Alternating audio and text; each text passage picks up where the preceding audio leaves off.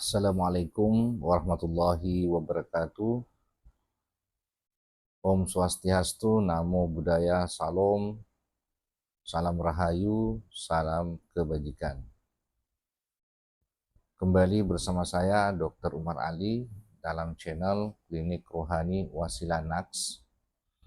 Pada kesempatan ini ada sebuah video yang sedikit menggelitik, yang dimana video ini disampaikan oleh seorang Kiai Haji yang sangat familiar dengan Gus Mukhlason, biasa dipanggil Gus Son ya, Kiai Haji Mukhlason Rashid. Dalam video yang sebentar saya tampilkan yang terkait masalah baiat secara syariat maupun baiat secara hakikat. Baik, sebelum kita mereaksi video beliau, mari kita tonton bersama-sama.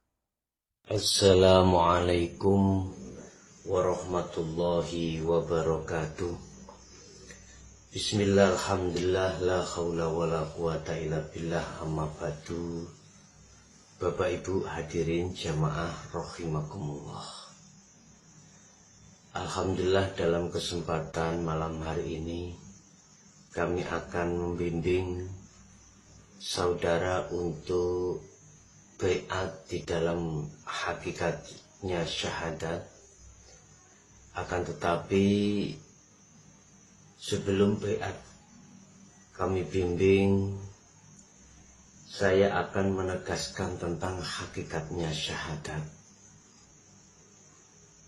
Ketahuilah bahwasanya syahadat atau persaksian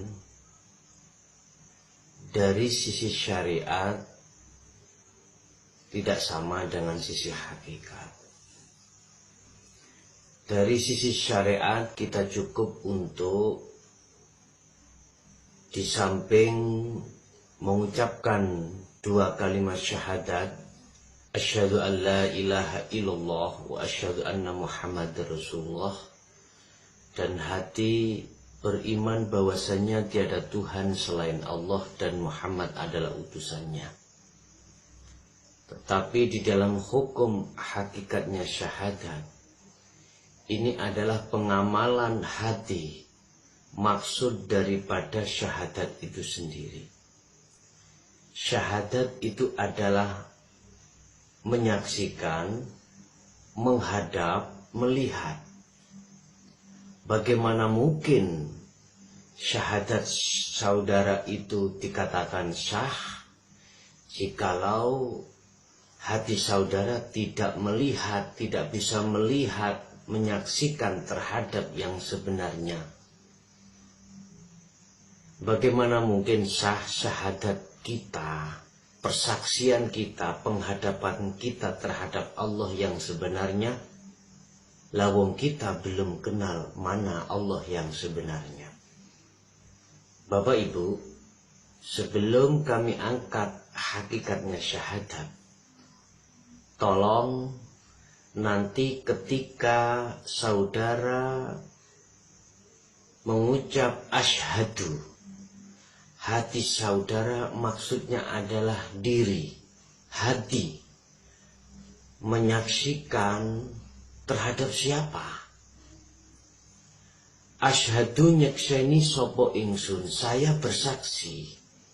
Dalam hati saudara, rasakanlah dan lihatlah bahwasanya tidak ada Tuhan selain Allah. Maksudnya, hati saudara ketika saat dohir mengatakan asyhadu alla ilaha illallah, hati saudara harus merasakan dan melihat adanya Allah pada diri saudara.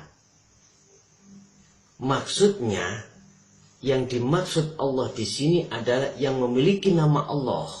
Mana? Alladzi ja'ala lakum, Dialah hidup yang menguasai beat itu, yang menguasai diri jenengan. Itulah Allah. Dan arahkanlah hati untuk satu titik terhadap hidup. Jadi kalau boleh saya katakan, yang membaiat saudara itu adalah hidup Allah itu sendiri. Walaupun lewat rekaman yang datangnya dari saya, tolong hati saudara jangan melihat saya sebagai makhluk, tapi lihatlah di dalam rekaman itu ada hidup Allah yang menguasai. Sebab tanpa Allah tak akan mungkin rekaman itu bisa berbunyi. Hati saudara masukkan di situ. Kemudian wa anna Muhammad Rasulullah. Maksudnya secara fisik Muhammad itu makhluk. Nama baiat itu makhluk. Nama aktivitas itu makhluk. Itu dohiriyah. Nah, bisanya terjadi itu karena Rasulullah. Karena diperintah Allah. Jadi wujudnya baiat secara dohir itu bisa terjadi karena diperintah hidup yang menguasai baiat itu. Ini nanti kalau saudara mengikuti saya dan ketika saat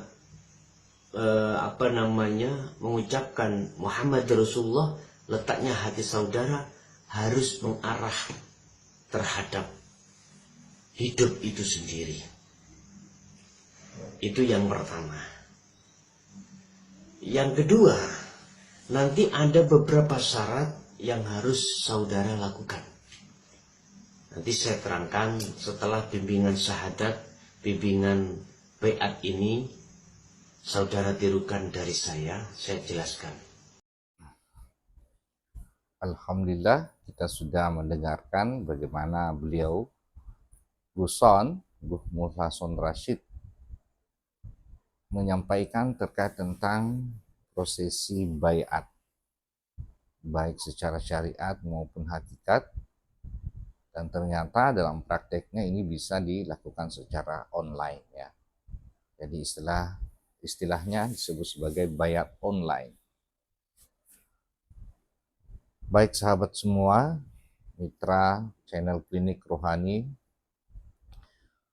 pada kesempatan ini dalam perspektif tasawuf eksakta ilmiah dengan kami yang menganut tarekat Qadim, Naqsbandiyah, Kholidiyah, Al-Mahdiyah Nusantara memberikan reaksi terkait bagaimana sudut pandang terkait tentang baiat syariat maupun baiat hakikat, yang pastinya bukan online ya, karena ini adalah prosesi sakral yang sangat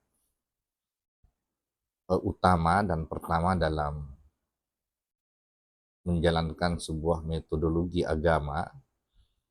Utama adalah al-baiat. Nah, banyak kalangan di luar pelaku-pelaku tasawuf, pelaku ilmu kerohanian menganggap bahwa praktek-praktek tasawuf itu sangat jauh dari yang diperintahkan di dalam syariat, malah itu dianggap sebagai sebuah laku ritual yang sesat. Nah, padahal istilah baiat, silakan para sahabat semua membuka dalam surah Al-Fat ayat 10 ya. Sangat eksplisit bagaimana Allah menyampaikan ayat Al-Fat, surah Al-Fat ayat 10, bahwa sesungguhnya mereka itu berbaiat dalam arti secara eksplisit adalah berjanji setia kepadamu Muhammad. Sesungguhnya mereka berjanji setia kepada Tuhan, di mana tangan mereka di situ ada di atas tangan Allah Subhanahu wa taala. Jadi ketika ayat ini turun diperuntukkan kepada Nabi Muhammad SAW sebagai pembawa tali wasilah atau tali kodim dalam tarekat kodim, Maka inilah berlaku hukum konversi, bahwasanya manusia-manusia pilihan di mana Nabiullah Muhammad yang mewakili sifat wujud Allah sesungguhnya adalah konverter Allah Subhanahu wa taala di ujung akhirat yang disebut laisa kamitsli syai'un, melalui jalur kodim, tali kodim, alam kodim atau alam roh atau alam akhirat, kemudian dongkrit turun di alam dunia, alam jasad kita, maka disitulah manifestasi tajallinya diwakili seorang manusia pegihan Allah, itulah Nabiullah Muhammad Sallallahu Alaihi Wasallam. Dalam ayat ini ya sangat memberikan makna yang sangat mendalam, bahwa hukum konversi berlaku ketika manusia pilihan itulah yang membawa nurnya Allah, yang mengalami gradasi turun ke alam dunia ini menjadi Nur Muhammad dan kemudian terdegradasi menjadi manusia di alam jasad atau di alam dunia ini. Maka sekali-sekali orang yang membaiat itu tidak sembarang ya. Yang paling wajib adalah seorang mursyid yang memang waris dan membawa ilmu mutlak atau jalur mutlak. Itulah jalur kodim atau tali kodim yang disebutkan dalam surah Al-Maidah 35 adalah al-wasilah. Metodologi mendekatkan diri kepada Allah itu adalah jalan wasilah. Nah, yang menarik dalam video ini ketika beliau Gus San ini menyampaikan terkait tentang baiat secara syariat, bahwa sebagai pembuka adalah bagaimana mengenali inti dari syahadat adalah menyaksikannya. Beliau mengurai bahwa syahadat secara syariat bukan hanya sekedar mulut yang mengucapkan secara ikrar lisan, tetapi syahadat itu adalah amalan hati, di mana hati dalam kondisi tertentu itu harus mampu merasakan, kemudian mampu melihat, dan kemudian menghadapkan wajah, menghadapkan kehadiran Allah, di mana beliau secara spesifik, secara teknikal, bahwa meyakini bahwa yang membayat itu adalah zat hidup atau sifat hidup Allah yang ada di dalam diri manusia. Padahal sangat jelas ya bahwa diksi kata syahadat itu adalah menyaksikan. Ini sudah betul ya. Secara naratif diksinya adalah secara indrawi ada proses visual yang kita lihat, itulah sifat wujud Allah. Nah, di sini dalam syahadat yang mewakili sifat wujud Allah dalam syahadat itulah yang disebutkan asyhadu an la ilaha illallah wa asyhadu anna muhammadan rasulullah. Bahwa dalam syahadat kita menyaksikan Muhammad yang membawa potensi atau sifat wujud Allah, itulah yang disebut dengan Rasulullah. Maka kalau seorang mursyid torika, mursyid yang tidak membawa nur Rasulullah, maka jangan sekali-sekali yang membuat gerhana, dan inilah yang banyak terjadi hari ini. Pembelajaran tarekat, hakikat, dan ma'rifat ini seperti hujan deras di dunia medsos ya, media sosial maupun di luar. Tapi itu sebenarnya kondisi yang sangat positif dalam arti kata sudah ada tren ya, tren perubahan paradigma umat dengan para dunia agama, bahwa sekarang dunia sudah mengarah ke ilmu keruhanian atau ilmu tasawuf. Nah, inilah tugas kita, bagaimana memberikan perspektif secara mutlak. Nah, dalam kesempatan ini secara teknikal, sebuah hadis Rasulullah menyatakan bahwa al-aslamu ilmiun wa amaliyun, bahwa Islam itu adalah agama yang ilmiah dan amaliyah. Nah, ini yang menjadi basis pandangan dasar dalam metodologi yang sifatnya qadim mutlak, bahwa yang paling pertama yang menjadi sandaran kita harus bersifat ilmiah atau berbasis keilmuan. Nah, apa yang dimaksud dengan ilmiah sebenarnya? Jadi pada dasarnya yang berbasis sains atau keilmiahan, yang berbasis ilmu harus memenuhi syarat rukun ya. Yang pertama adalah harus secara bersifat rasional, kemudian bersifat logis, dan kemudian ada sekuensi atau tata urutan sistematika atau bersifat sistemik ya, tidak melompat-lompat, tidak ada urutan random, tapi yang sifatnya ilmiah salah satunya adalah dia urut, sistemik, teratur dari atas sampai ke bawah, gradasinya jelas ya. Nah, ketika dalam prosesi baiat disebutkan bahwa syahadat menggunakan hati sebagai media syahadat atau media penyaksian, itu sebenarnya terjadi jumping logika ya, di mana secara fisikal yang harusnya menyaksikan, melihat dan menghadapkan wajah itu harus secara indrawi. Nah, hati ini belum masuk ya.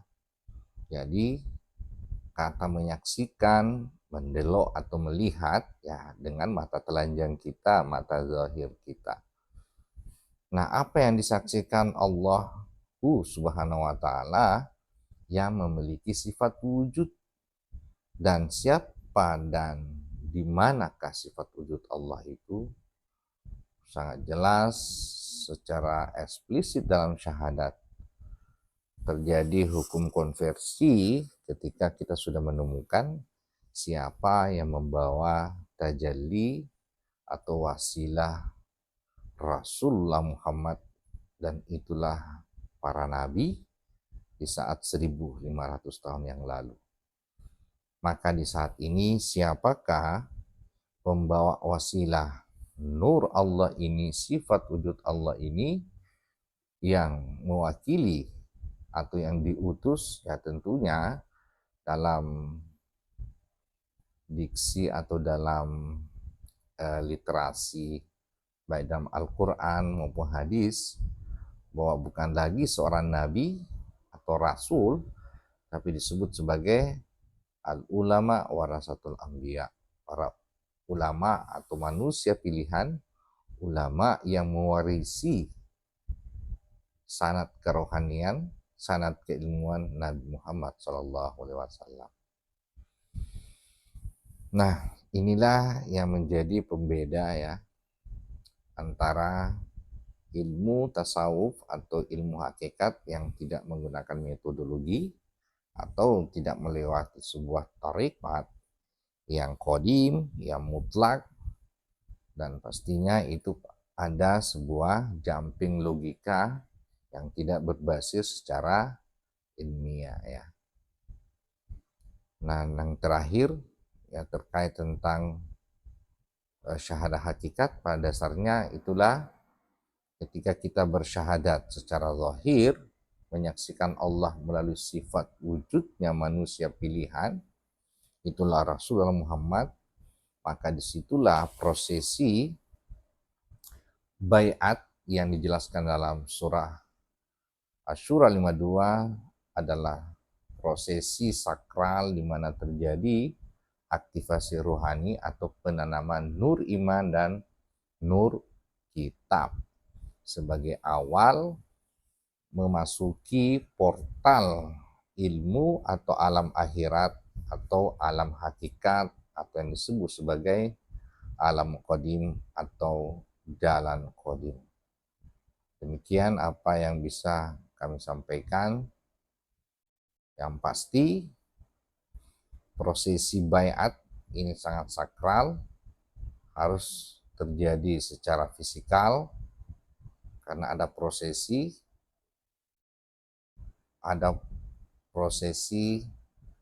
induksi, prosesi syahadat yang harus terjadi transfer frekuensi, koneksi frekuensi, transfer energi, dan tentunya adalah menyambungkan gelombang pembawa wasilah itu sendiri. Sekian, terima kasih, semoga bermanfaat. Akhirul kalam, ilahi anta maksudi waridho komatlubi. Assalamualaikum warahmatullahi wabarakatuh.